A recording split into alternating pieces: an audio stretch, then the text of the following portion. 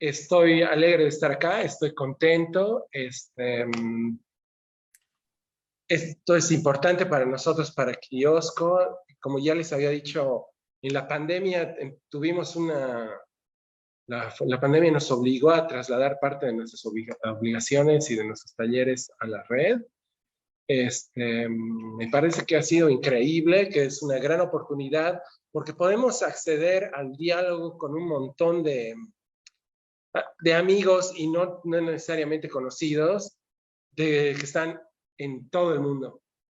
Justamente en Organismos Vivos hoy, el programa que conduce mi estimadísima Leslie Moyano, tenemos a Daniel Mebarek, de nacionalidad, si no me equivoco, que nació en Bolivia, pero actualmente vive en París, Francia. Él ya nos va a decir exactamente dónde nació. Y bueno, tenemos el programa de Organismos Vivos es con él. Hoy él es invitado, estoy contento. Me alegra mucho tenerlos acá, a los dos. Y también le voy a mandar un gran saludo a mi equipo de trabajo, a Gianni, Carla y Mitzi, que están por ahí. Así que bueno, gracias. Leslie, te dejo. Bueno, bienvenidos a todos y todas a esta nueva sesión de Organismos Vivos. El tema de hoy, vamos a ver movimientos sociales y uso de la fotografía, con nuestro invitado aquí, Daniel Mebarek. Él es de La Paz. Voy a pasar a leer su biografía. Daniel Mebarek es un artista boliviano que vive y trabaja en París, Francia. Tiene una maestría en fotografía de la Universidad de París, una maestría en estudios de medios de la London School of Economics y una licenciatura en ciencias políticas de Sciences de París. Sí. Para disculparme. Su práctica artística examina la relación entre la memoria personal y colectiva, así como la función de los archivos en estilografía. Su trabajo ha sido publicado en Photofilmic en Canadá, Paper Journal de Estados Unidos, Der Griff y Bala Magazine de Argentina, entre otros. Su trabajo también fue seleccionado para la exposición de grupo Information, organizada por la Fundación Aperture en el Museo Fotografisca de Nueva York en otoño del 2020. Sus reconocimientos recientes incluyen la beca de fotografía del PH Museum del 2021, el tercer premio, y la beca Michael Reichman 2021 de Foto Lúcida. Será residente de la Cité Internacional des Arts de París en 2022. Impresionante, impresionante, Dani. Y nada, quería dar continuidad porque en un anterior Organismos Vivos habíamos visto un poco de la fotografía de archivo también, fotografía actual y todo. Entonces, esto es una continuación también a eso, como indagar un poco más específicamente en estos usos sociales, ¿no? Así que bueno, los dejo a todos con Daniel. También recordarles que si tienen preguntas, comentarios, ahí en los comentarios de Facebook para que los vayamos revisando. Eso, Dani, bienvenido. Listo. Mil gracias, Leslie. Muchas gracias por la invitación. Muchas gracias, Douglas Rada. Y gracias al equipo de Kiosco por esta oportunidad. Voy a compartirles mi pantalla. He preparado un pequeño PowerPoint. Aquí estamos. Entonces, hoy día lo que quería presentarles era comenzar con un poco algunas temáticas y problemáticas sobre la historia de la fotografía que me interesan en términos de mi práctica artística, pero también como investigador, porque también tengo una práctica de escritura, me gusta también escribir. Y ir yendo por diferentes temáticas y después llegar al tema central, que es cómo la fotografía ha sido utilizada por movimientos sociales, especialmente en el contexto de Latinoamérica. Y enseguida presentarles un poco mi práctica artística y un proyecto que he hecho sobre los archivos familiares de mi familia en Bolivia, ¿no? Entonces, voy a comenzar con un poco de historia de la fotografía. Entonces, el primer intitulado es La fotografía como documento de identidad. Entonces, quería empezar con estas imágenes que son bastante antiguas, que son como el principio de la historia de la fotografía. Y en realidad son fotos de un criminólogo que era francés, que se llama Alphonse Bertillon. Y es bastante interesante. Quería mostrar estas imágenes como una especie de preámbulo a lo que vamos a discutir después sobre el uso de la fotografía por movimientos sociales, porque me parecía que era importante un poco tocar un poco este capítulo de la historia de la fotografía. Y lo que es interesante resaltar es que desde el principio de la historia de la fotografía, una vez que se crea en el siglo XIX, pocos años después, se empieza a utilizar la fotografía ya en un contexto judicial y también en el contexto de medios policiales. Entonces tenemos a este criminólogo, que es Alphonse Bertillon, que es el primero que empezó a como codificar la iluminación, el formato y la escala de la fotografía de identidad para intentar descifrar lo que él llamaba el tipo criminal. Entonces, lo que le interesaba a él era básicamente fotografiar las personas de frente y de perfil, como vemos, que es como una pose clásica que encontramos hoy día en la fotografía de identidad, y también diferentes elementos del rostro, como las orejas y los labios, las narices, los ojos. Y para tratar de ver, a él le interesaba lo que se llama la antropometría, que era tratar de ver cómo a través de los rasgos faciales podríamos determinar quién es un criminal. Entonces, era toda su investigación. Él estaba convencido que la fotografía era como un mecanismo que podía permitir de acceder a la verdad y poder comprobar quién era criminal o no. Entonces, empieza con esas como pseudociencia, que podríamos decir, entonces tratando de descifrar el tipo criminal a partir de rasgos faciales, sobre todo la oreja, como podemos ver acá. Y es bastante interesante porque en realidad la fotografía como archivo se empieza a constituir sobre todo en los archivos policiales. Entonces, una de las primeras aplicaciones que tiene la fotografía en la historia es para esto, para tratar de identificar a los criminales, que es algo bastante fuerte e interesante. Entonces, ya podemos ver desde un inicio cómo se empieza a instrumentalizar la fotografía. Desde un inicio empieza a tener fines del Estado y de identificación y de control. Entonces, es algo que me interesa bastante sobre la historia de la fotografía. Y algo que es interesante es que, digamos, hoy día existen archivos fotográficos de todo tipo para, por ejemplo, documentar patrimonios tangibles como monumentos, edificios, arquitectura. Hay archivos de todo. Pero uno de los primeros archivos que se constituye en la historia es el archivo de fotografías policiales, como el que vemos ahorita. Entonces, algo bastante interesante. Entonces, es algo que es como que me interesa resaltar, es que desde el principio la fotografía es como que está instrumentalizada para identificar a las personas, y este sistema de foto de perfil y de frente se llama el bertillonage, que es como el sistema que se creó a partir del nombre de Alphonse Bertillon, el creador. Y es algo bien interesante también para entender cómo la fotografía, la noción de que la fotografía muestra una prueba o una verdad, es algo que se construye socialmente a través de justamente el uso que se le hace a la fotografía por la policía y por el sistema judicial. Entonces es en el siglo XIX, o sea, poco después de que se crea la fotografía, que se empieza a utilizar las fotos como pruebas en las cortes, digamos, judiciales. Como, mira, él ha cometido un crimen porque acá podemos verlo a través de una foto. Entonces, es a partir de ese momento que empezamos a como otorgarle a la fotografía este estatus de documento. La fotografía es un documento de identidad, permite identificar a las personas. Es algo que parece hoy día evidente, porque hoy día tenemos pasaporte, carnet de identidad, cédula de identidad, permiso de conducir. Tenemos miles de cosas que tienen nuestra foto y diferentes documentos, pero es bueno resaltar y ir al pasado, ver cómo es algo que en realidad se ha construido socialmente. Entonces, es como algo que me interesa harto en mi investigación, y ver cómo la fotografía adquiere como una aura de autoridad. Es como que podemos probar que esto es la verdad porque tenemos una foto. Podemos probar que él es criminal porque tenemos esta foto y tiene ciertas características, ¿no? Y quería mostrarles algo bastante interesante que a mí absolutamente me fascina, que es cómo este tipo de fotografía de identidad se tradujo en el contexto boliviano. Entonces, tengo unas fotos, quisiera mostrarles, del archivo Cordero, de Julio Cordero. Como muchos saben, Julio Cordero Castillo es probablemente el fotógrafo boliviano más importante de la historia.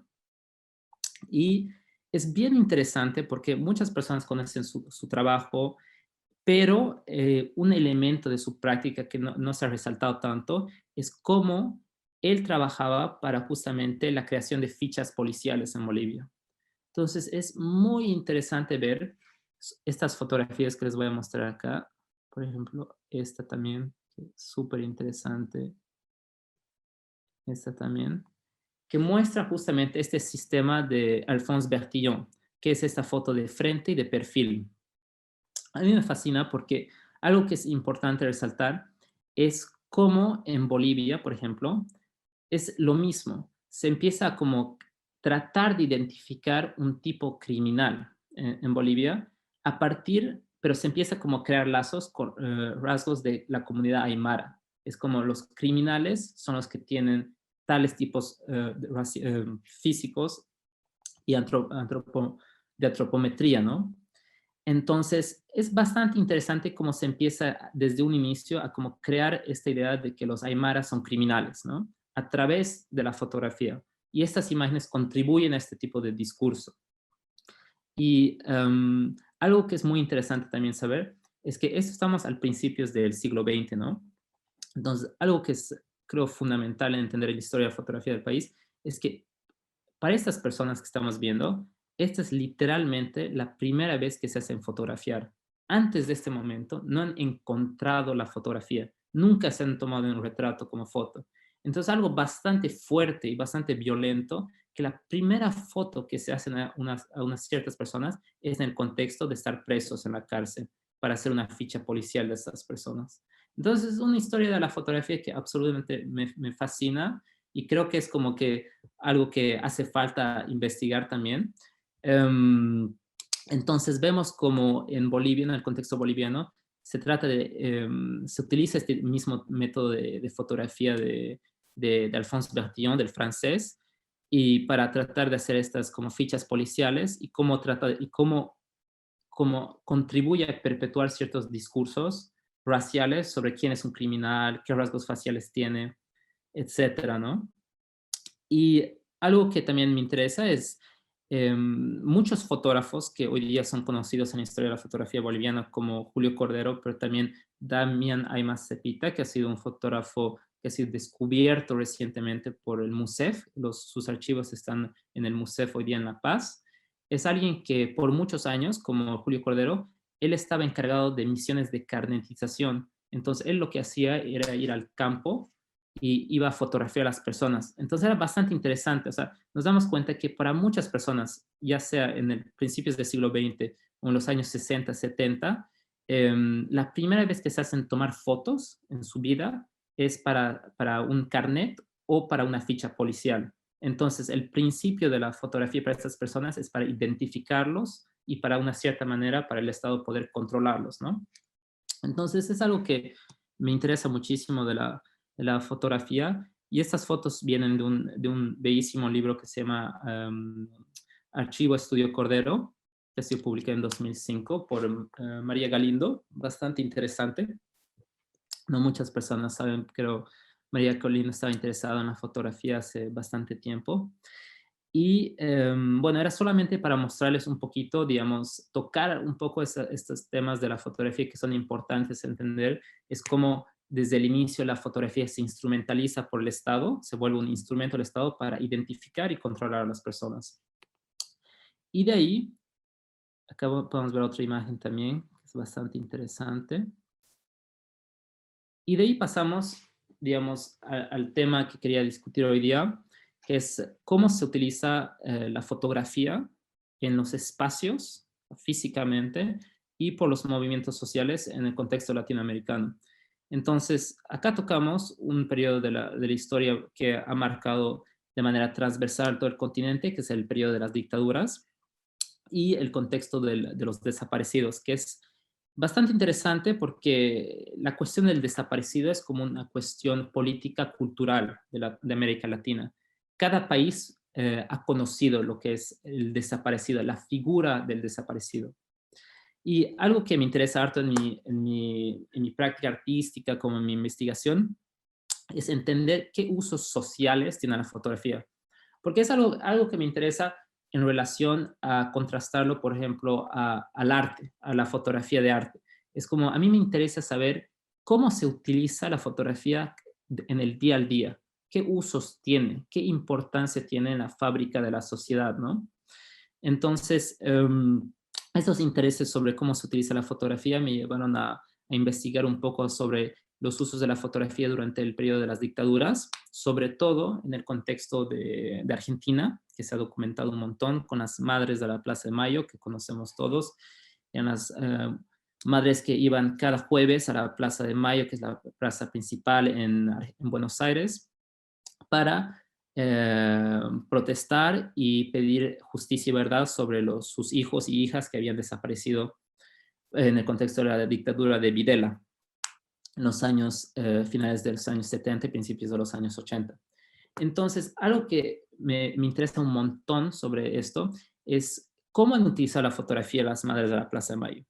Es bien interesante. Entonces, al principio estaban tratando de buscar a sus hijos y hijas. ¿Y qué hacían? Iban con una foto de un álbum, de sus álbumes familiares, por ejemplo, una foto de identidad o una foto de un cumpleaños de sus hijos y de sus hijas que habían desaparecido. Iban al comisariado, iban a los hospitales, iban a todo lado para buscar. ¿Han visto a esta persona? ¿Han visto a esta persona? Entonces había esta búsqueda que se hacía gracias a la fotografía, ¿no?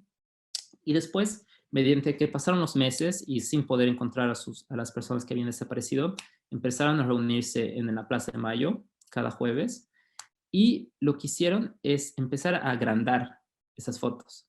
Entonces, es bien interesante la historia. Había como una pareja que su hija había desaparecido y básicamente decidieron que tenían que utilizar la fotografía para tratar de poder decir al Estado, mira, esta persona ha existido y hoy día no sabemos dónde está. Entonces esta pareja empezó a como agrandar fotos, sobre todo de identidad. Entonces volvemos al tema de la fotografía de identidad. Empezaron a agrandarlo y a volverlo como afiches, como podemos ver, como pancartas, ¿no? Que literalmente lo ponen en el espacio público y lo cargaban. Entonces es algo que me interesa un montón porque vemos así como esta fotografía de identidad, por ejemplo, que podemos ver en esta imagen bastante bien, que es una fotografía que se hace en el contexto de la burocracia estatal. Todos tenemos que hacer una fotografía de identidad porque es necesario para la función del Estado. Necesitamos tener un carnet de identidad, pasaporte, etc. Como esta fotografía de identidad, que se utiliza en un contexto de identificación y de control, se subvierte y se empieza a utilizar por los movimientos sociales, en este caso las madres de la Plaza de Mayo, para indicar, mira, mi hijo, mi hija sí ha existido y esta es la prueba.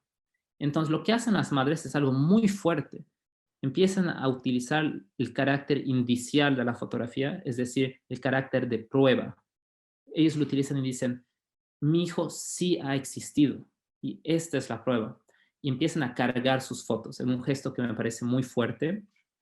Entonces es algo que me interesa bastante de la historia de la fotografía del continente, es cómo se subvierte estos usos iniciales de la fotografía de identidad sobre todo, que tiene una historia violenta, como hemos tocado brevemente, y se empieza a utilizarla para otros propósitos, para buscar a estos desaparecidos, para decir que sí han existido y para obtener una prueba de esto, ¿no?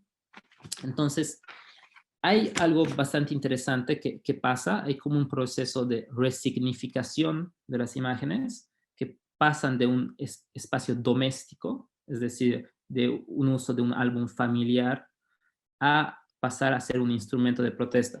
Y hay una citación que me gusta harto de Nelly Richard. Nelly Richard es una teorista bastante conocida de arte y también de fotografía que ha vivido toda su vida en Chile, pero es francesa, pero todo el mundo piensa que es chilena porque ha vivido toda su vida ahí. Y dice, exhibir en la calle estas fotos arrancadas del álbum que muestra sujetos arrancados de sus familias, tal como lo hacen los familiares de desaparecidos, desviar estas fotos de su ritualidad privada para convertirlas en activo instrumento de protesta pública. Entonces muestra esta idea de cómo pasa estas fotografías de un espacio doméstico, de una utilización personal, a ser algo público. Y hoy día podemos ver estas fotos de identidad y la verdad, y la gente en Latinoamérica sabe exactamente de lo que se habla. Es como, casi se ha vuelto simbólico. Vemos fotos de identidad, por ejemplo, así, y es como que inmediatamente pensamos desaparecido. Es algo que se ha vuelto casi cultural, ¿no? Y algo que me interesa también de estos procesos, de cómo se reutiliza fotografías que tienen un propósito inicial como de álbum de fotografía o de fotografía de identidad, es también cómo recordamos a las personas. Entonces, hay como una relación entre la fotografía y la memoria que existe desde el inicio. Decimos, la fotografía es una ventana al pasado. Es como un cliché casi. Teoristas de todo tipo de la historia han hablado sobre la relación entre la fotografía y la memoria. Desde Susan Sontag hasta Roland Barthes, miles de autores han hablado sobre esta relación que existe en la fotografía y la memoria. Pero algo que es interesante es que la fotografía no es algo que solo se ve, es algo que se siente a través del tacto. Harta parte de la experiencia que tenemos con las fotografías se hace a través de cómo tocamos las fotos. A veces nuestra primera experiencia de la fotografía es con el álbum familiar, cuando tocamos estas fotos, y es una manera de tener una experiencia fotográfica, ¿no? Y algo que me interesa es cómo, acá vemos otra foto también de las Madres de la Plaza de Mayo, cómo la fotografía se empieza a ser cargada por el cuerpo. Y acá podemos verlo en un ejemplo de los desaparecidos en Chile, cómo la gente empieza a cargarlo, así literalmente como crochet en sus chompas. Y es algo que me interesa porque la relación entre la fotografía y la memoria es algo que pasa por una dimensión bastante material y física. Entonces, no solo se trata del contenido de la imagen, se trata de la imagen fotográfica como un objeto material. Entonces, algo que me interesa también en mi investigación sobre la memoria y la fotografía es cómo es importante analizar la fotografía y su relación a la memoria a partir de una dimensión material, como un objeto. Y acá podemos ver cómo las madres de los desaparecidos en Chile cargan esas fotos. Es algo que me interesa mucho y me parece un gesto muy fuerte. También es un gesto que viene a indicar la relación que existía entre la persona que está cargando las fotos y el desaparecido. Es una manera de decir, esta persona no solo ha existido, pero es una persona que ha sido muy querida. Es una persona que tenía una madre, que tenía un hermano, que tenía tal vez hijos, que era tío, que era tía, que era abuelo, etc. Es una manera de mostrar el vínculo familiar que existía entre el desaparecido y la persona que está cargando la foto. Entonces, es una manera también de decir, había un vínculo antes que el Estado, en el contexto de las dictaduras, quiebre ese vínculo a través de la desaparición forzada. Entonces, es un tema que me interesa bastante y que también quería mostrar unas imágenes que me gustan bastante de Susan Miselas, que es una fotógrafa muy conocida de Magnum, de la agencia de Magnum, americana, que trabaja mucho en Nicaragua, bastante conocida por su trabajo en Nicaragua, pero también en su trabajo sobre Kurdistán. Ella ha documentado el genocidio kurdo, que pasó en las finales de los años 80, principios de los años 90. Y algo que es muy interesante es ver cómo esta práctica de cargar estas imágenes literalmente en el cuerpo es algo que se ve en todo lado. Y acá podemos ver un ejemplo de una imagen bastante fuerte que me gusta bastante, donde vemos dos padres que están cargando la fotografía de su hijo, que probablemente ha sido matado durante el genocidio kurdo. Y también cómo cargan las fotos como pendiente también, como una joya, como algo preciado, ¿no?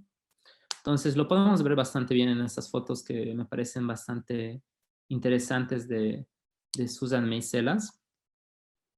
Y podemos pasar también después a ejemplos más contemporáneos. Entonces, acá vemos lo mismo, ¿no? O sea, es algo que me interesa harto en mi investigación, es ver cómo se ha utilizado la fotografía por movimientos sociales desde hace mucho tiempo, sobre todo en el contexto latinoamericano, en las dictaduras, y cómo aún se utiliza hoy día también para hablar de la misma cosa exactamente.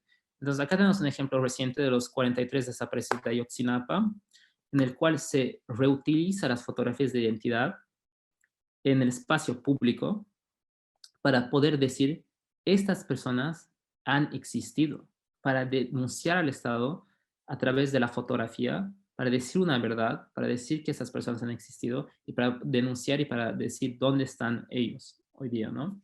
Entonces me parece bastante interesante cómo hay una continuidad en la historia de la fotografía latinoamericana, desde las dictaduras hasta hoy día, con este caso reciente, de cómo se utiliza la fotografía por los movimientos sociales para cómo se resignifica fotos que inicialmente, como la fotografía de identidad, había sido utilizada en el contexto de identificación, en el contexto de la burocracia estatal, cómo se resignifica estas fotografías para ser usadas para otros fines, en este caso para denunciar contra la violencia estatal. Entonces, es algo que me interesa mucho y bueno, dejé las fotografías al contexto latinoamericano, pero si nos podemos asentar un ratito y pensar en qué contextos se utilizan fotos de identidad en el espacio público, todo el tiempo, sobre todo en el contexto americano, en el contexto de la brutalidad policíaca y de la comunidad afroamericana que fallece bajo las manos de la policía. ¿Cuántas veces vemos en las manifestaciones una fotografía de identidad que está siendo cargada por los familiares o por gente manifestantes? Entonces es algo que me interesa muchísimo. Cómo esa fotografía que tenía un contexto inicial, era una fotografía de un álbum familiar, una fotografía de identidad, una fotografía de una graduación, se reutiliza para utilizarla como un instrumento de protesta en el espacio público para decir, esta persona ha existido y ha sido querida. Y eso es algo que me interesa un montón, cómo hay este proceso de resignificación desde una utilización bien específica que se hace de la fotografía inicialmente a otra utilización que se hace. Es esa como transición que me interesa un montón. Y en el contexto afroamericano es muy interesante porque hay muchas cosas en juego, más allá de esta como utilización para denunciar al Estado que esta persona ha existido y que ha sido amada. Hay hartas cosas en juego porque en el contexto de Estados Unidos hay demasiadas imágenes negativas sobre la comunidad afroamericana. Entonces, hay una cosa muy fundamental que está en juego. ¿Qué fotografías se utiliza para hablar de las víctimas de las violencias de la policía? ¿Qué fotografías? ¿Se utiliza una fotografía de alguien fumando marihuana o se utiliza una fotografía de alguien graduándose de la universidad o del colegio? ¿Qué fotografías se utilizan para representar a las víctimas? Es algo que está en juego y que también incide en la manera en cómo, y también da más importancia aún a estos gestos de cargar una foto. Por ejemplo, Michael Brown, de Ferguson, en 2014, cuando falleció en Missouri,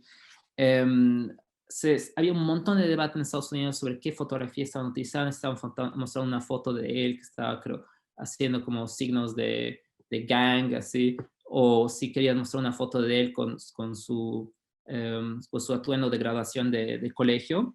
Y vemos que en las protestas se utilizaba esta foto que mostraba a Michael Brown, una persona totalmente normal, que había sido querida, que se había graduado del colegio, y tiene esa importancia, ese peso, para tratar de que el discurso de la imagen sobre estas personas, esas víctimas, pueda irse de un lado más justo y más correcto, ¿no?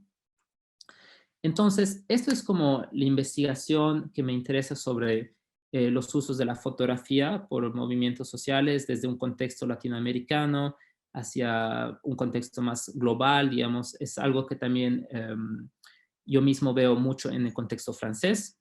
Hay muchas manifestaciones también a causa del racismo, a causa de la brutalidad policial, en el cual se utiliza también fotografías en el espacio público para denunciar, y es algo realmente impresionante. Si uno se empieza a buscar estos tipos de usos de la fotografía en el espacio público, uno nota que está en todo lado, en todas partes del mundo. Es así, bastante interesante. Y entonces, como, digamos, es una temática que me interesa mucho en mi investigación, como investigador así, en historia de fotografía, pero también en mi práctica artística. Y ahora quería pasar algunos ejemplos, estos que hablar un poquito más rápido, de una artista brasileña que me encanta, que se llama Rosângela Reno. Rosângela Reno es una fotógrafa brasileña que considero que es así, probablemente las artistas más importantes, así, latinoamericanas, sin exagerar. Es una artista muy, muy interesante. Y encontré hace poco un proyecto que habla justamente sobre este tema, en el cual reimprime fotos que encuentra en la prensa de gente cargando fotos.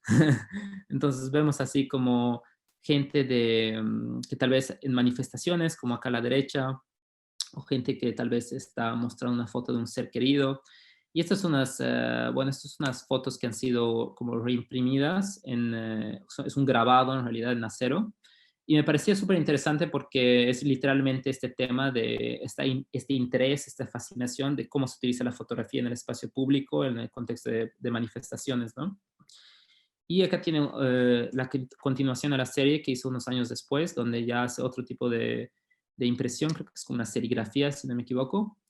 Y lo mismo, ¿no? Muestra muy bien este gesto en el espacio público de cómo cargan las fotos, que es un gesto bien fuerte.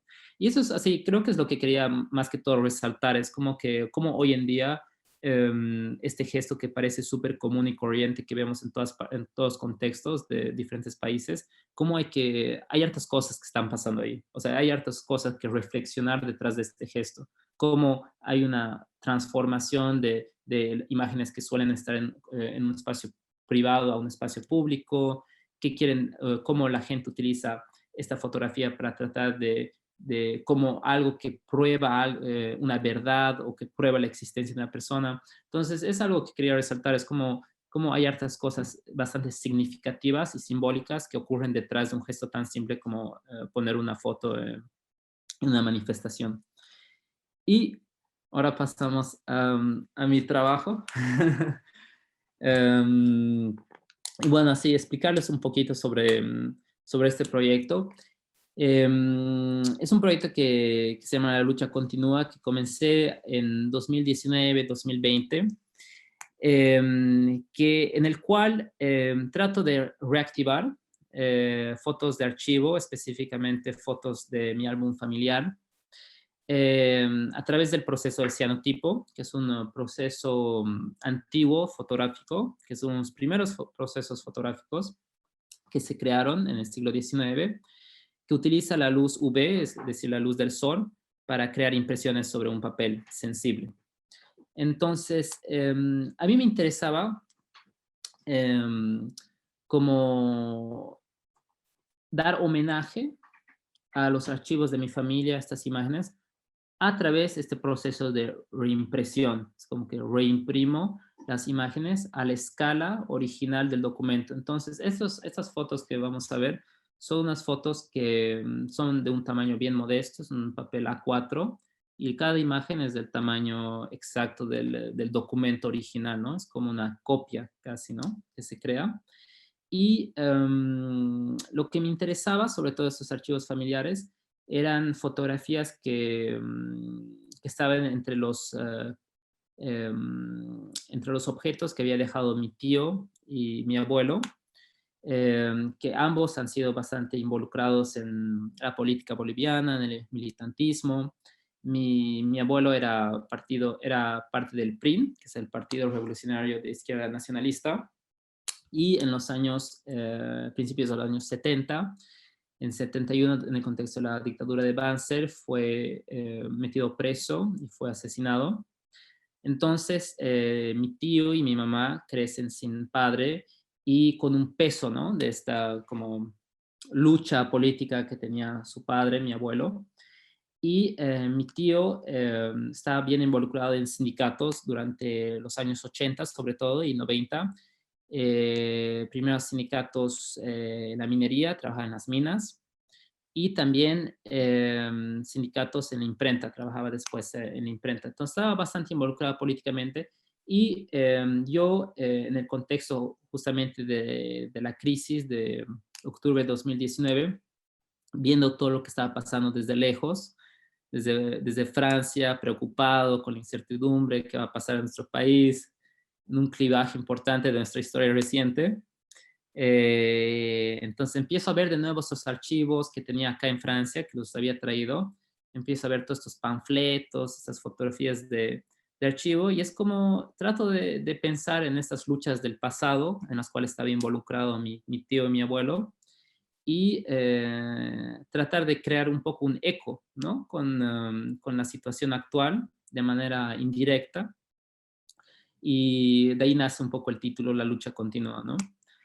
Entonces, las fotos de cianotipo que les voy a mostrar son las fotos que combino con imágenes también de mi familia que he tomado en los últimos años durante mis viajes a La Paz, y fotografías de la ciudad también. Y muestro, digamos, dos lados de mi familia y de la ciudad, a veces con una luz un poco más dura y otra vez, y del otro lado con una luz un poco más sensible, más tierna, diría yo. Entonces hay fotos que se contrastan bastante. Entonces, tal vez voy a hacer un slideshow, mostrarles un poco las diferentes fotos, de ahí podemos volver a discutirlas algunas en específico. Ya, dale.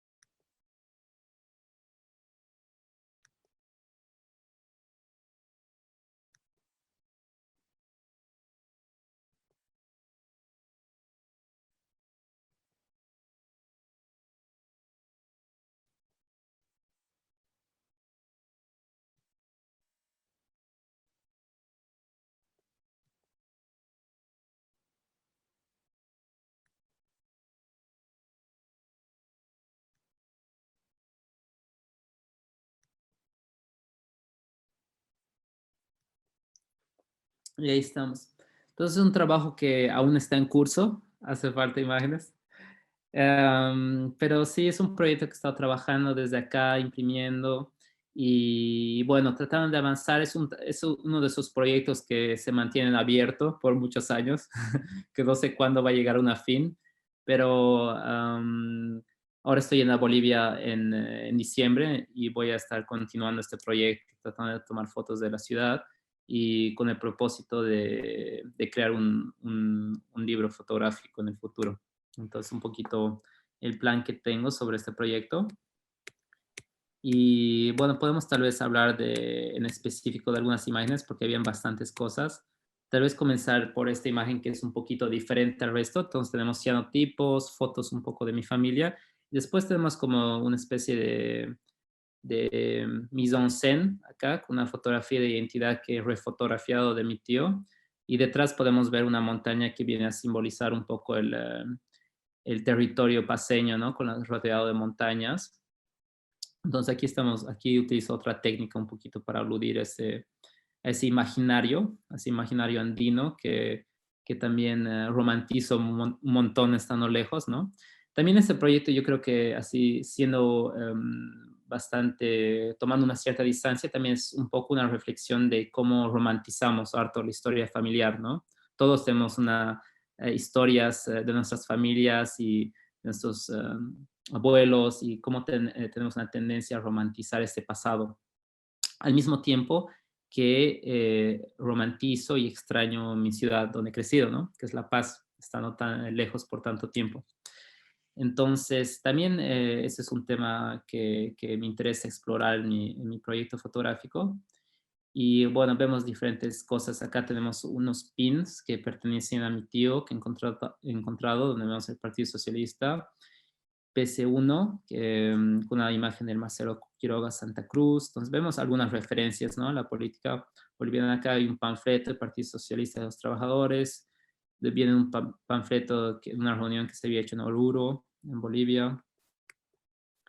Pues algunas alusiones, ¿no? O sea, algunas de esas fotos es importante decir que las tomé poco después de las convulsiones sociales de octubre. Entonces fui a Bolivia en enero del 2020 y las cosas ya se habían calmado bastante, pero quedaban algunos rastros un poco en el espacio público de estos momentos, de esos meses que fueron tan conflictivos. Y entonces tomé esta foto un poco en alusión a este contexto tenso boliviano, ¿no? Acá vemos otra imagen de mi abuela cargando a mi mamá, y me gustaba un poco estos policías que estaban saliendo de un bus en el lado derecho, que me parecía bastante intrigante y también hablaba un poco de una cierta manera del Estado boliviano, ¿no? Acá fotos de las alacitas, que seguramente muchas personas reconocen. Acá a la derecha y a la izquierda una foto de mi abuela. Foto de identidad. Volvemos a esta fascinación, podría decir casi fixación que tengo con la fotografía de identidad, su historia, su contexto. Entonces, esta es en realidad una de las primeras fotos que realizo en Cianotipo, son las fotografías de esta fotografía de identidad de mi abuela. Me interesa un montón. Y también al principio empieza con una foto un poco más enigmática, que parecen ser estudiantes durante una asamblea, pero muchas de estas fotos lo que me interesa mucho es que no conozco la historia exacta. Entonces hay como ficción que se crea un poco a partir de estas fotos familiares, las cuales las reimprimo, reinterpreto también a veces las fotos, cambio, modifico. Y entonces me interesa, o sea, me hago preguntas en quién ha tomado esta foto, mi tío, mi abuelo, cuándo, quiénes eran, en qué contexto. Entonces me hago muchas preguntas, y esta foto un poco simbólica del puño en alto, que es casi un cliché, ¿no?, de la lucha socialista y la lucha de izquierda en América Latina, o en el contexto mundial en realidad. Me interesa utilizarlo un poco como en el contexto de este proyecto. Lo vemos también con el panfleto, que vemos el puño en alto de nuevo. De acá algunas fotos de mi abuela, de un espejo, con algunos elementos. Aquí está una fotografía de mi tío, al lado derecho hacia abajo, y una fotografía de Jesucristo. Y me gusta un poco jugar con eso, así jugar con tomar fotografías de fotografías. Es algo que me interesa bastante, está como mise en abîme que trato de crear, ya sea con estos montajes que hago deliberadamente, o con cosas que encuentro. Entonces acá hay una revista una portada de una revista en la cual había utilizado una foto de mi abuela que había tomado, y mi abuela lo había puesto en su muro de su cuarto. Entonces me pareció un gesto bien tierno, entonces lo refotografío. Me gusta un poco jugar con eso, así jugar un poco con la imagen fotográfica, y en realidad el lugar que tiene la imagen. De nuevo volvemos a esta cuestión inicial de qué usos tiene la fotografía, en este contexto, no en el espacio público, pero en el espacio doméstico. ¿Cómo ponemos las fotos? ¿Cómo presentamos las fotos en el espacio doméstico, en nuestras salas, en nuestros cuartos? Entonces volvemos un poquito a cuáles son las vidas, pues, si podemos llamarlo así, de la fotografía en el espacio íntimo. Es algo que me interesa resaltar un poquito con esta imagen. Volvemos acá, es un ejemplo de cómo transformo algunas veces las imágenes y reinterpreto. Entonces, en este caso, quito la imagen del centro y solo me quedo con el borde. También es una manera de aludir al carácter en constante mutación de la memoria. La memoria es algo que nunca está fijo, es algo que cambia con el tiempo. Nos acordamos de manera diferente mediante que pasa el tiempo, entonces o nos olvidamos. Entonces, es algo que trato de aludir un poco con esta imagen de los bordes de esta fotografía de archivo del álbum familiar. Y después retratos de mi familia, ¿no? Más así. Acá hay de nuevo hay algo que, un poco volviendo al tema de enfatizar el objeto fotográfico, entonces acá hago un cianotipo de la parte trasera de una imagen del verso. Y algo que me encanta de esta foto es que podemos ver el papel Kodak, entonces estamos ya hablando de toda una historia de la fotografía, como había antes papel Kodak en Bolivia, y acá podemos leer también laboratorios de Casa Cablin, que es algo, justamente viendo esta foto he dicho, ok, voy a investigar qué era la Casa Cablin en La Paz, y empiezo a darme cuenta que son los primeros laboratorios en la historia de La Paz. Entonces es súper interesante, nos tocamos un poco a temas de la historia de la fotografía paseña o boliviana, ¿no? Pues de manera un poco por azar. Entonces es algo que me interesa bastante.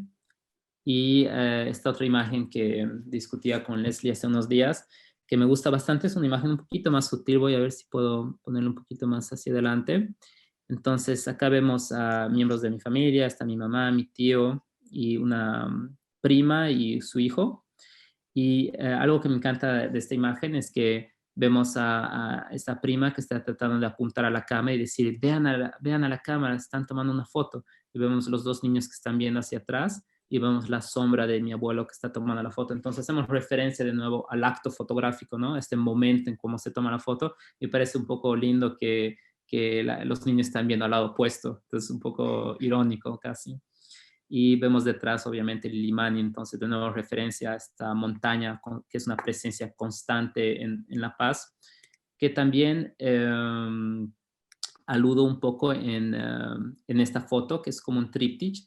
Es una foto un poquito más difícil de entender sin el contexto, pero en realidad acá vemos el suelo en el centro de La Paz, y hay una citación de Jaime Sáenz, del poeta boliviano, que habla sobre, creo que dice algo como, la citación, si no me equivoco, es, el morador de las alturas ya lo sabe, no es la montaña, lo que se ve es la presencia de la montaña. Entonces, esa idea de que la montaña es como una presencia constante que se tiene viviendo en La Paz, siendo rodeado por montañas, en el contexto andino. Entonces, es algo como parte de mi imaginario como romantizado, ¿no? Que tengo de mi ciudad, que también trato de aludir con esta imagen. Me puedes detener cuando quieras, Leslie. Sí, Estoy haciendo justo. mi monólogo sin fin. No, mira, justo la otra vez, no me acuerdo en cuál texto que he leído tuyo, Sí. que, bueno, te voy a citar. Bueno, no sé si era No, una no, cita de una cita, que decías esto: la memoria es, en ese sentido, no solo una imagen, sino también sí. una sensación.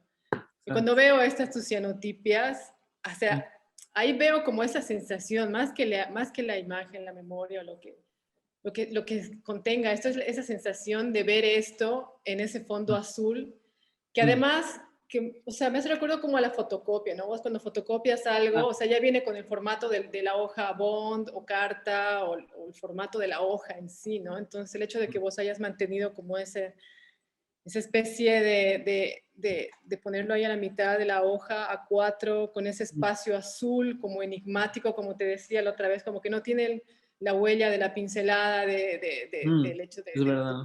de aplicar los químicos. Mm, mm, mm. Entonces es como una fotocopia, o sea, tiene esta cosa entre personal pero impersonal, Mm, mm, y enigmático, y como que está ahí tan atemporal, tan sin, bueno, en este caso, ¿no? Sin fondo, sin mm, marco, mm, que mm, mm. me genera una sensación, ¿no? Como ese, no sé, punctum, así que tiene esta Sí, imagen en también. específico, ¿no? Es, Entonces, es bien interesante que hablas de ese concepto de Barth, del punctum, ¿no? Que decía, cada imagen tiene un punctum, que es como el punto principal al cual nos enfocamos en la imagen fotográfica, ¿no? Y es bien interesante porque creo que este es un ejercicio de punctum en el cual me intereso sobre todo esta escena. Entonces quito todo lo que está detrás de la imagen y me concentro justamente en los elementos más importantes, en el punctum de la imagen fotográfica. Entonces, bastante una observación bien acertada sobre esta imagen, ¿no? sí. Pero sí, ¿no? Es casi, hablando un poco de esta idea que tocas de la fotocopia y de cómo replico estas imágenes de archivo, es, como decía al principio, es casi como un ritual. Para mí es como que una manera de tratar de dar un homenaje a estas fotos, a esta historia familiar, es a través de la reimpresión. Entonces vuelvo a imprimir, es así como tomo mi foto de archivo, bueno, lo hago en negativo, lo convierto en negativo, después agarro mi capa de papel, pongo la emulsión y vuelvo a imprimir así, de manera casi como ritualística, ¿no? Y entonces sí hay como un lado casi, no sé, mecánico, un poco Ajá. ritual, ya, ¿no? De este proceso, con un poco de interpretación, como lo vemos acá, pero no siempre. A veces me gusta, acá también podemos ver un poco de interpretación porque esto es un panfleto, entonces no vemos los bordes del documento, pero solo la imagen.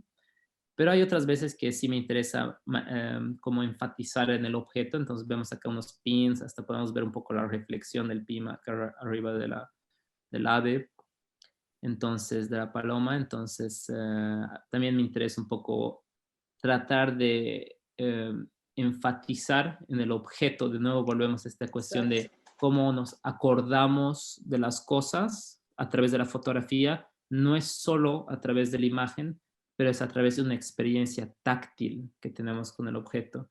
Entonces quiero enfatizar esta experiencia táctil en ciertas imágenes, como acá, entonces vemos un poco, notamos que es una imagen física, ¿no? Acá podemos ver el borde, también hasta, a veces tengo unos pequeños detalles sutiles, pero vemos un poco una sombra acá abajo también para mostrar que es así efectivamente un objeto y no solo una imagen. Ajá. Entonces hay un poco estos elementos también que inciden en el trabajo que son importantes para mí. Sí, más justo en esta foto que muestras de la parte de atrás de la fotografía, justo, y hablando de Rosángela Renaud, me hace recuerdo a un proyecto que ella tenía sobre, no me acuerdo exactamente cómo era, pero un archivo muy importante de la Sí, historia del Brasil exacto, había sido robado, ¿no exacto, ve? Y habían exacto, exacto. tachado, y ella al final se pone Literal. de atrás. Ajá. Exactamente, realmente le has atinado. Es un proyecto muy interesante en el cual Rosángela Renaud es una influencia bien importante en mi trabajo porque es Sí. alguien que también se interesa mucho en la activación de archivos, ¿no? Y efectivamente tiene un proyecto muy interesante en el cual en vez de mostrar las imágenes, se enfoca en solo mostrar los detrás, el detrás de las imágenes. Entonces tiene todo un libro fotográfico que es, el título es imposible de acordarse porque es el código del archivo, que es Mm. como que archivo 1, 2, 3, ABC, no sé qué cosas. Es un título súper largo y muestra solo la parte trasera de los documentos, ¿no? Entonces es como que le quita casi la significación a estos archivos, ¿no? Es algo que me interesa un montón, o sea, es un tema que he tratado de tocarlo un poco, pero podemos hablar en más profundidad, es un poco la relación entre el archivo y la historia, o sea, Mm. cómo escribimos la historia, o sea, en el siglo XIX hay el movimiento de la historia positivista, y en ese contexto es en el cual se empiezan a crear las reglas de cómo escribimos historias, la historia. Y una de las Sí. reglas es a partir de documentos. O sea, la historia se escribe a partir de documentos y de archivos que encontramos. Es un concepto bien simple, ¿no? Pero algo que me interesa es cómo empezamos a otorgar una cierta autoridad al archivo, como si el archivo es la verdad, ¿no? Entonces es algo que la Rosángela Renaud problematiza muy bien en su trabajo, es cuál es la dinámica entre el archivo, en este caso archivo institucional, y cómo escribimos y cómo narramos la historia, qué discursos salen del archivo, ¿no? Y hay un mito de que el archivo es algo neutro, es decir, No, el nada. documento existe ahí y nosotros solamente estamos escribiendo historia, pero en realidad hay todo un proceso de interpretación del archivo. Ajá, exacto, es Entonces, totalmente esto ha sido un subjetivo. poco lo que trata de hay diferentes artistas que trabajan sobre este tema y Rosángela Renaud es un muy buen ejemplo en el contexto latinoamericano que trata de problematizar la autoridad que otorgamos al archivo en cuanto a cómo se escribe la historia de un país, por ejemplo. En su contexto es la historia de Brasil. Entonces, es un tema que definitivamente me interesa mucho. Y bueno, también es un tema bien de moda. O sea, hay libros y libros y libros, ensayos sobre la cuestión del archivo. Pero es algo que es bien interesante. Realmente es algo que es importante problematizar. Y también cuáles son los huecos que hay en los archivos nacionales también, ¿no? ¿Cuáles son los silencios que existen en el archivo? ¿Cuáles son los silencios que existen en el archivo? Y cómo se traduce a silencios en la manera en que se narran ciertos episodios de la historia, ¿no? Exacto.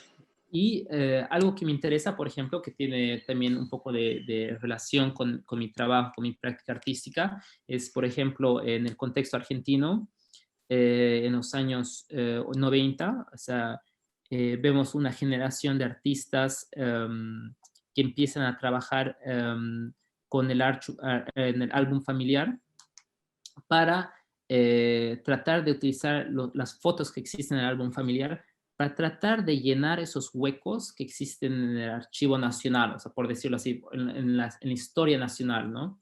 Entonces, hay como una historia que es narrada por el Estado, que es una historia parcial de lo que se ha ocurrido, por ejemplo, en la época de las dictaduras, y cómo hay artistas que utilizan fotografías de la familia para tratar de destabilizar esta historia oficial, que lo llamamos, la historia oficial del Estado, ¿no? Tratar de destabilizarla para mostrar más complejidad a lo que ha ocurrido en un episodio de la historia del país, en este contexto de Argentina, o para simplemente mostrar eventos que nunca ha sido,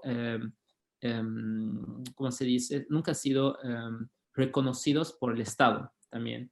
Entonces, esas son cosas bastante interesantes.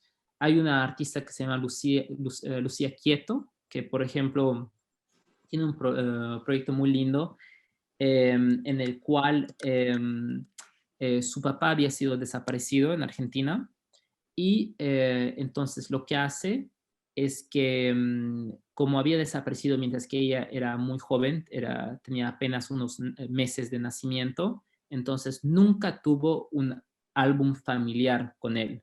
Nunca tuvo fotos creciendo ella con su padre porque su padre había sido desaparecido. Entonces lo que hace es un gesto bien fuerte y bien lindo en el cual proyecta fotos de su padre mientras que él estaba vivo y en el muro, y después se pone ella en el muro y después toman una foto de esta proyección con ella. Entonces se crea como la imagen imposible, la imagen del padre con la hija cuando nunca ocurrió en la realidad. Y lo que hizo Lucía Quieto, que es un ejemplo bastante interesante al principio de los años 2000 en realidad en Argentina, es que invitó a otros hijos e hijas de desaparecidos a hacer lo mismo. Entonces proyectaban fotos de sus papás que habían desaparecido en un muro y después refotografiaban esa escena con la persona al lado en el muro, ¿no? Con el hijo y la hija del desaparecido, para crear una especie de álbum familiar que nunca existió. Entonces hay hartos ejemplos de personas que utilizan el álbum familiar como sitio de creación, que son bien interesantes, ¿no? Es como, yo diría, digamos, este proyecto que tengo en el contexto boliviano se contextualiza también con estos proyectos que se han hecho en otros países, en cómo reactivan el álbum familiar para crear una obra artística, ¿no? Como Lucía Quieto. También otro ejemplo es Luis Carlos Tovar, que estábamos discutiendo con Leslie hace unos días también, que es un artista colombiano. Sí. Tengo algunas imágenes, tal vez puedo mostrar así es más fácil. Sí, es muy lindo ese proyecto. Podamos... um,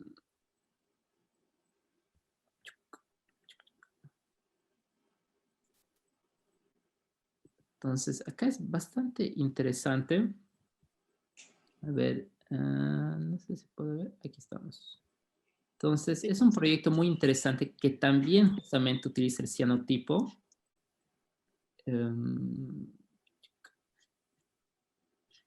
Para narrar la historia. A ver, podemos ponerlo así mejor. Ajá. para narrar la historia de la captura de su padre, que fue capturado por la FARC en los años 80 y estuvo capturado por unos meses en el Caquetá, que es la región amazónica de Colombia.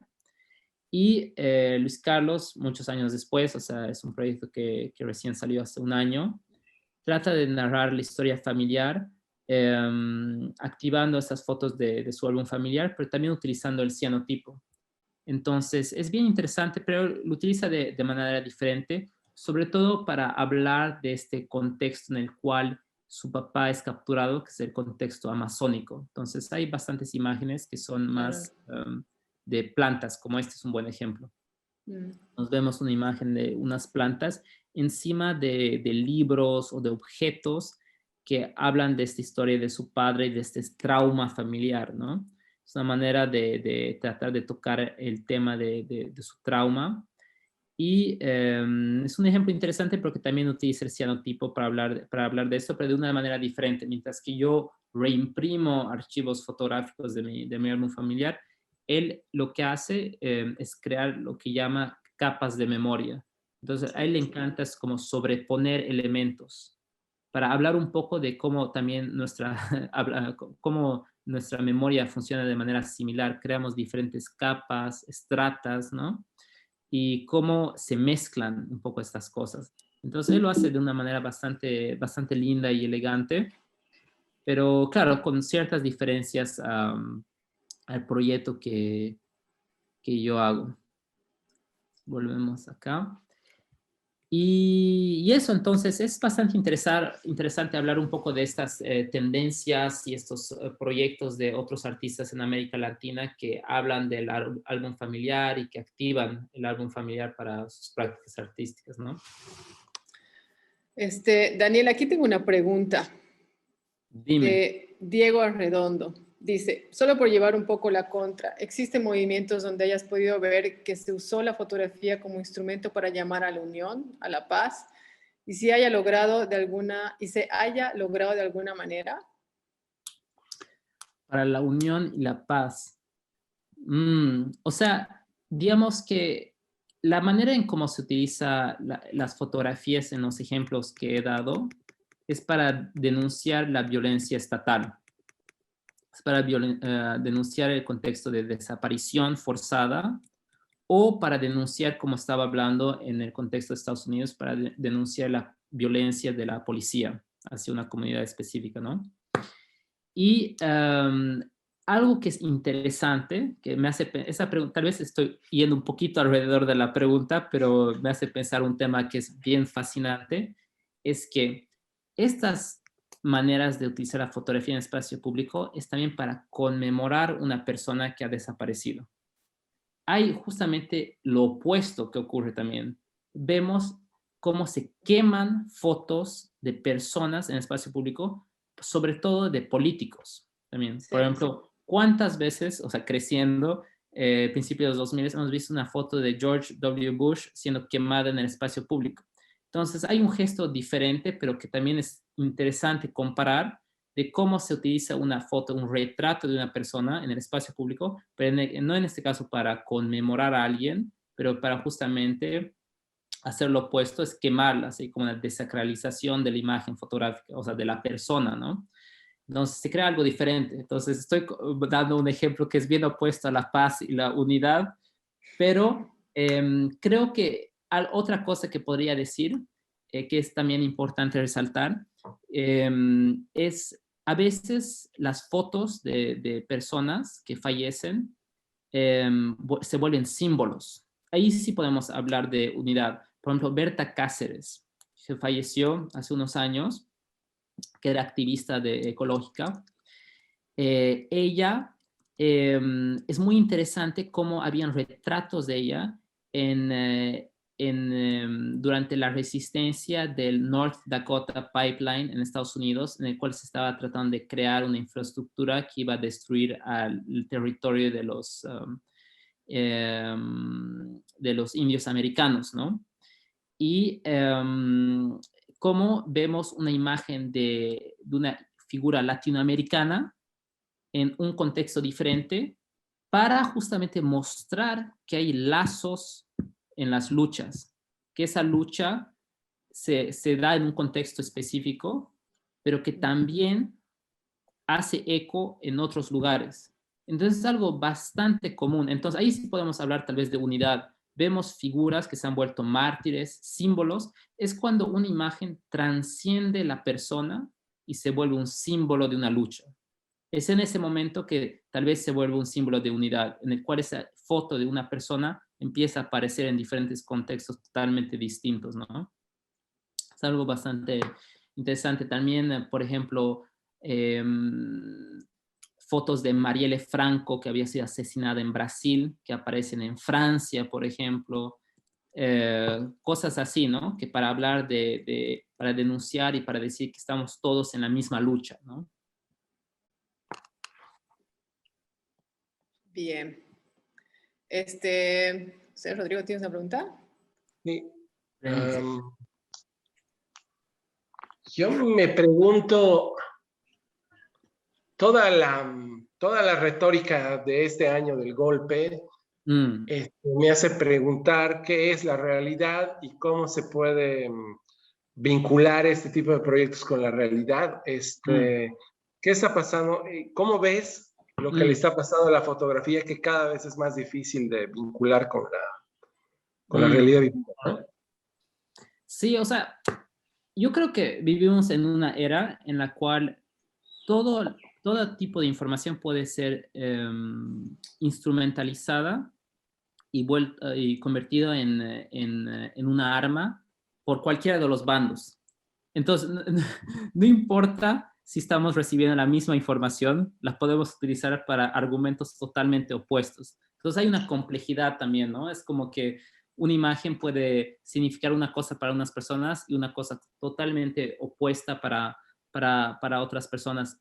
Y es difícil hablar del contexto boliviano porque justamente eso es lo que pasa. Hay un contexto de polarización tan importante que toda pieza de información se utiliza para justificar un lado o el otro, ¿no? Entonces, eso es una cuestión bastante, diría yo, complicada.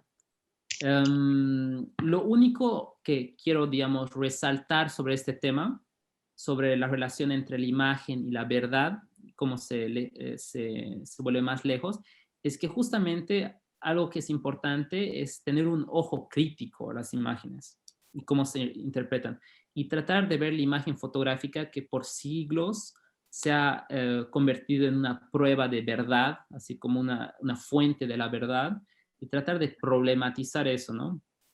Tratar de mostrar que la imagen fotográfica no es algo transparente y que se utiliza y que se interpreta, ¿no? Y que se vuelve una arma para ciertos discursos y para ciertas causas políticas a veces. Entonces, es algo que, digamos, yo creo que es importante reflexionar sobre la imagen fotográfica hoy día. No sé si he respondido mucho la pregunta, pero más o menos... Sí, igual es una pregunta alrededor. muy difícil de responder. Yo me pregunto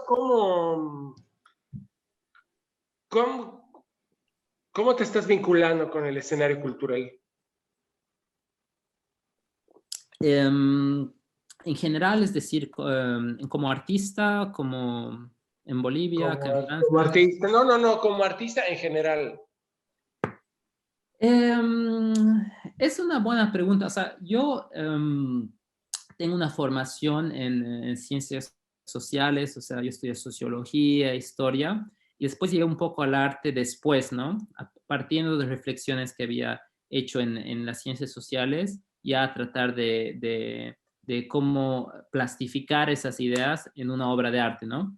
Y hoy en día, pues, tengo un trabajo que literalmente me mantiene para ganarme la vida y mantengo una práctica artística de lado, básicamente. Entonces tengo un trabajo que trabajo 4 veces al día, a la semana, y un día a la semana tengo libre para hacer mi arte, y estoy interesado a la vez en tener una práctica artística, pero también me interesa mucho en los discursos que hay en el arte contemporáneo, ¿no? Y tratar de tener un rol en cómo se forman los discursos y a qué dirección van, sobre todo en el mundo de la fotografía. Entonces, Leslie ha podido ver un poco, pero me interesa escribir sobre la fotografía, entonces publico un poco. También trato de hablar mucho con artistas, con Marisol, con River, que son amigos también.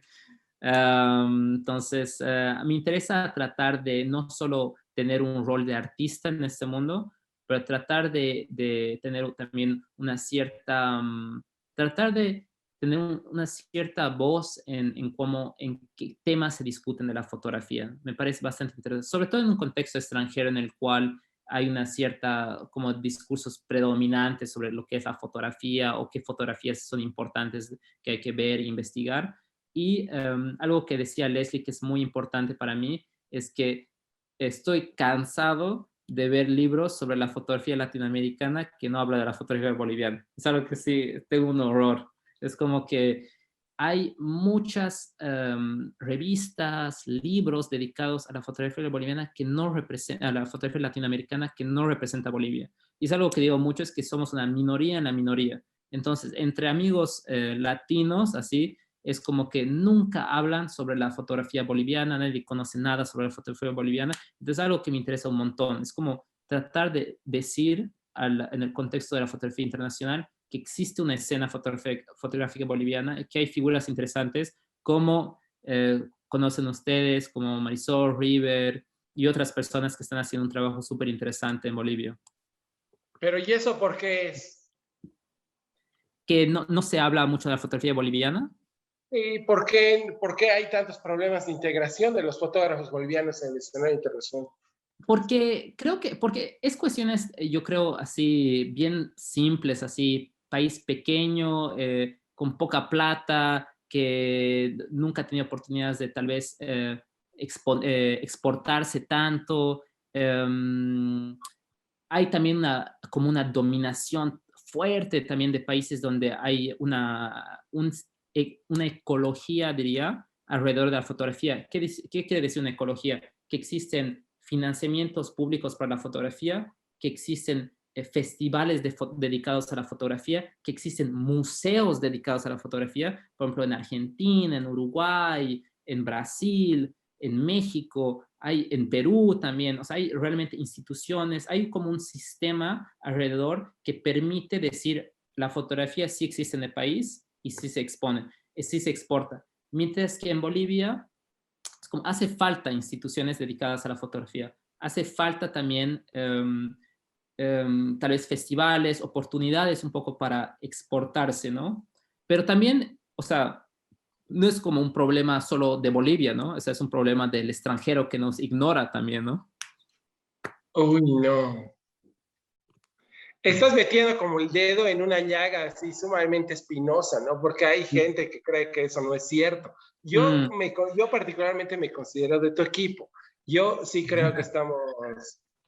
Yo siempre digo una cosa que molesta a muchas personas y digo que somos la periferia de la periferia, pero hay mucha gente que se molesta de eso, ¿no? Que se molesta y que para empezar dice que eso no es cierto y que ya hay como hay visiones de la globalización que nos incluyen. Ahora, Claro. claro, nos incluyen, pero en ciertas... yo también creo que nos incluyen, que no...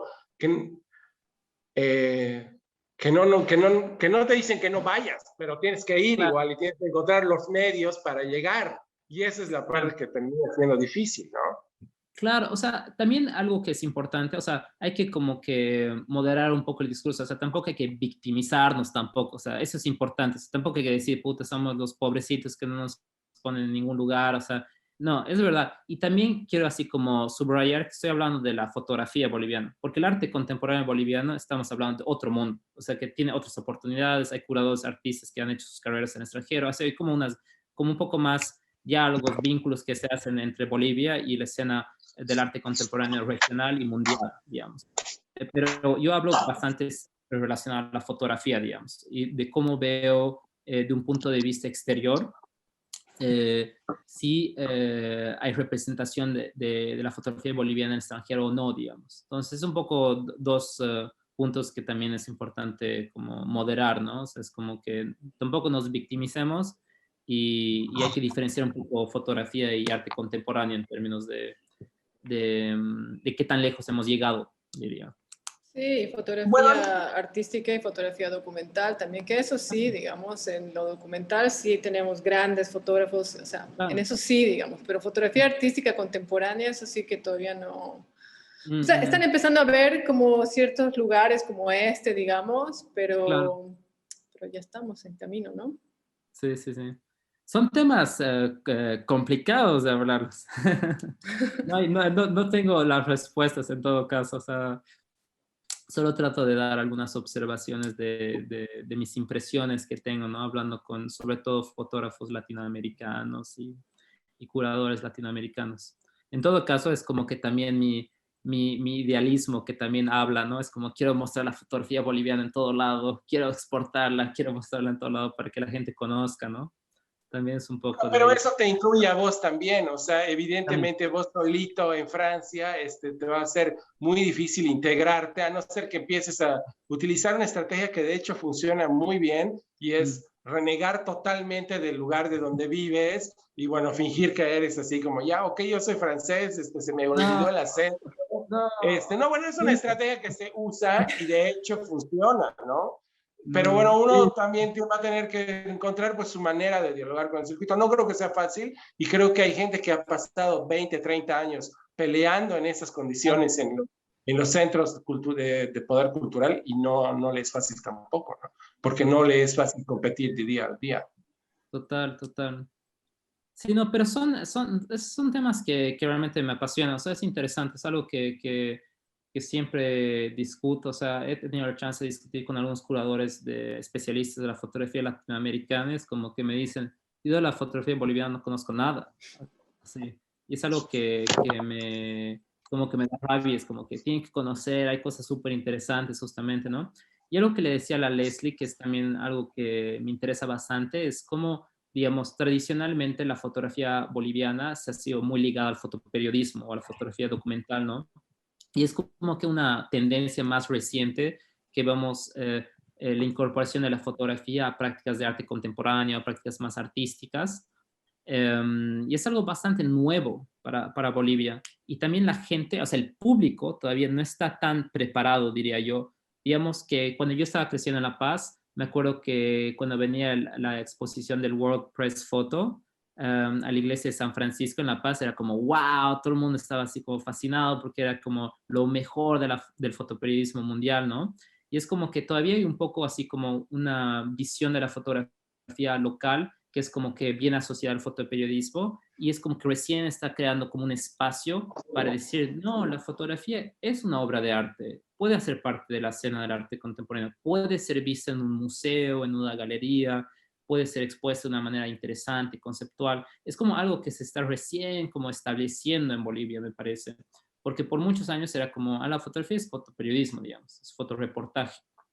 Entonces algo que Sí, también no me tenía interesa ese valor. sobre un poco las dinámicas que existen en Bolivia, o por lo menos de lo que yo observo, ¿no? Tampoco soy el más sabio.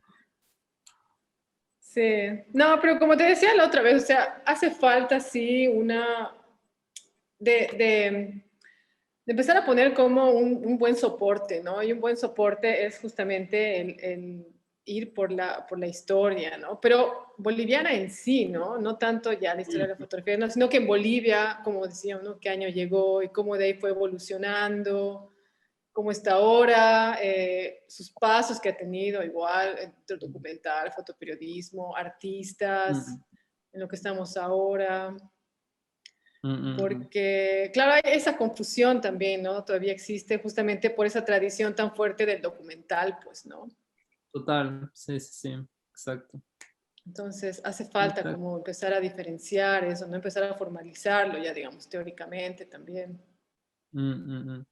Otro tema que hablamos con Leslie que me interesaba bastante era cómo en Bolivia realmente hay unas joyas de archivos fotográficos, pero que aún faltan como valorizarse aún más, digamos.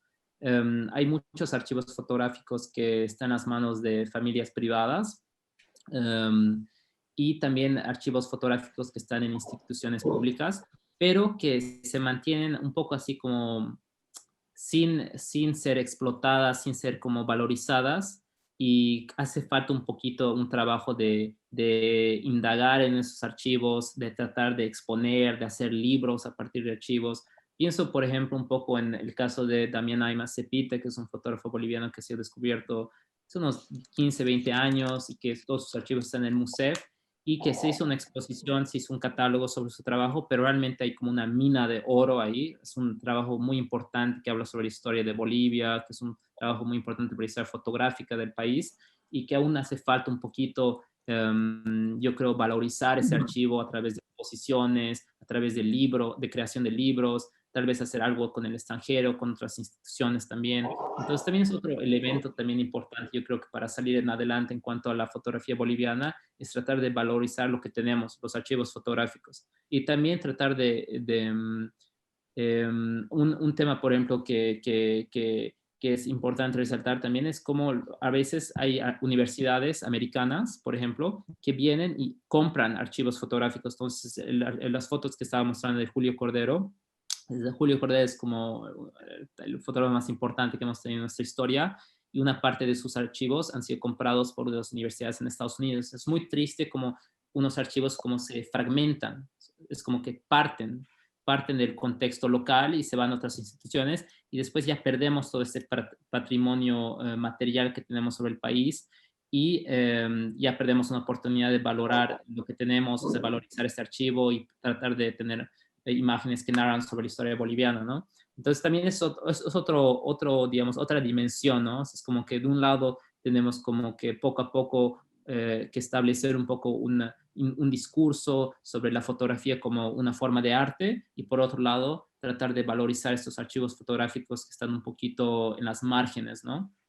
Sí, pues porque son patrimonio, pues, o sea, ahorita estoy mirando esas fotos de este fotógrafo que dices y son Mm, enigmáticas, o sea, es mm, como acceder a esta parte, a esos silencios que decías, ¿no? O sea, que mm. están, digamos. Total, total, total. Sí, qué loco. No, y otra cosa que te quería preguntar, volviendo al tema de las fotos. Claro, se inició así como con este carácter bien tipológico, ¿no? Del carnet de identidad, frente, Claro. perfil. Mm, Y vamos viendo cómo va evolucionando hasta el ejemplo que pusiste de lo que sucedía en Estados Unidos con la comunidad afroamericana, ¿no? claro. Donde sí, o sea, sí ahora podemos decir que nuestras imágenes ya no son ese patrimonio del Estado, ¿no? Porque Mm, nosotros nos podemos sacar nuestras propias fotos y de hecho esas fotos que se usaban, ¿no? Que vi de esa campaña que decían, ¿no? Si mañana me asesinan, ¿qué foto van a poner de mí? ¿No? ¿Van a poner exacto. esta o van a Exacto. poner esta otra? Pero son como Total. que hay más opciones y antes había solo este única Mm, forma tipológica, ¿no? Y ahora mm, como que nos apropiamos de nuestras imágenes, pero también ahí encontramos que hay muchas formas de interpretar esas imágenes, ¿no? Porque antes estaban como más o menos homogeneizadas, ¿no? Como de frente, perfil, blanco y negro, fondo total. O sea, X. eso toca totalmente, por ejemplo, la charla que tuviste con Marisol sobre la mirada femenina, porque es como que por mucho tiempo es como que vemos las mujeres siendo fotografiadas por hombres de una cierta manera y creando ciertos estereotipos, objetivando el cuerpo femenino. Y hay un momento en la historia en el cual se empieza justamente con hartas prácticas artísticas, vemos una emergencia del autorretrato y la dimensión política de poderse presentarse a sí misma. Entonces, un poco así como tratar de moverse de la mirada masculina a la mirada femenina que hablaba Marisol en su charla. Entonces, es algo que es bastante interesado y vinculado a lo que dices. Es como que hay hartas dimensiones políticas relacionadas a la representación y cómo vemos emerger la autorrepresentación en comunidades que han sido por mucho tiempo mal representadas. Las Exacto. mujeres, como las comunidades indígenas, o sea, miles de ejemplos, la comunidad afroamericana, y eso a veces pasa por el autorretrato, digamos. Nos vemos hartos artistas que hacen autorretratos, digamos. Miles de ejemplos, ya sea mujeres artistas o artistas indígenas o artistas afroamericanos o negros, afrolatinos también. Es algo interesante también, definitivamente. Exacto, sí, pues ahora sí tenemos como ese control, ¿no? Pero Mm, claro, pero después ocurre esto, ¿no? Las lecturas de las imágenes, ¿no? Como en un contexto significan una cosa, en otro contexto significan otra cosa. Y nada, y pensaba también en esa imagen que tenías de este muñeco colgado, ¿no? Como al final, no solo con las fotografías, sino que ese cuerpo ahí también está representando un cuerpo, pues, ¿no? Humano, ¿no? Y también son violentados. Es una imagen interesante, así solo para mencionar brevemente, porque, digamos, en el contexto boliviano es algo que se interpreta, la gente sabe lo que es. Saben que es un muñeco que está en los postes en vecindarios que se utiliza bastante comúnmente, pero en el contexto extranjero es algo que tiene que ser contextualizado, ¿no? Sobre todo, por ejemplo, mostrar esa imagen en el contexto afroamericano, por ejemplo, en el cual hay una historia larga de linchamiento, no es algo evidente, es algo que tienes como que contextualizar porque estás mostrando a una persona colgada con un palo en un poste de luz, ¿no? Sí. Entonces, es una imagen un poco de la cual trato de reflexionar bastante cómo trato de presentar esa foto y si la expongo o no, digamos, cuando tengo la oportunidad de exponerla, dependiendo del contexto, y cómo trato de contextualizarla, digamos. Porque es una imagen que, como podemos entenderla en el contexto boliviano bastante fácilmente, no necesariamente se entiende en el contexto extranjero, digamos. Sí, sí, total. Total. Ya, podemos ir finalizando. Nada, pues Daniel, esta ha sido de las mejores charlas. He disfrutado mucho, excelente tu presentación. Es un tema que interesa bastante. Yo en mis clases igual siempre les hago el ejercicio a mis alumnos y alumnas de que saquen las fotos de la abuela, de que las miren, de que hagan la lectura, de que hagan el estudium, el punctum, porque es otra cosa, hemos perdido esa relación con el objeto, pues, ¿no? Y no solo con el objeto fotográfico, sino con los objetos que nos dejan, no sé, las abuelas, voy a poner un ejemplo, ¿no? Los collares, el anillo, el libro, o sea, todos esos objetos contienen algo, pues no son eso, no son solo más que memoria, son como sensaciones, pues, ¿no? Total. Nada, eso, gracias por este viaje y... Nada, pues gracias a todos los que nos han estado viendo. Gracias por la oportunidad. Gracias, Leslie. Gracias, Rada. Es realmente un placer estar con ustedes. Y como te decía, Leslie, pienso que es una iniciativa súper importante tener este ciclo de charlas sobre la fotografía, dedicada a la fotografía con artistas bolivianos, pero también de la región. Creo que es algo que realmente es importante, hablando de nuevo como tratar de legitimar la fotografía como una forma de arte y tratar de ponerlo al centro del discurso del mundo artístico. Yo creo que es una contribución muy importante la que haces, entonces gracias a ti. Muchas gracias al equipo de Kiosco, ha sido un placer y bueno, hasta la próxima ocasión que tengamos de charlar, ¿no? Bueno, gracias a todos y nada, nos vemos en la próxima charla. Y nada, River, saludos por ahí si sigues. Y nada, nos vemos. Dale, gracias chicos, adiós. Gracias, chao, chao. Un placer.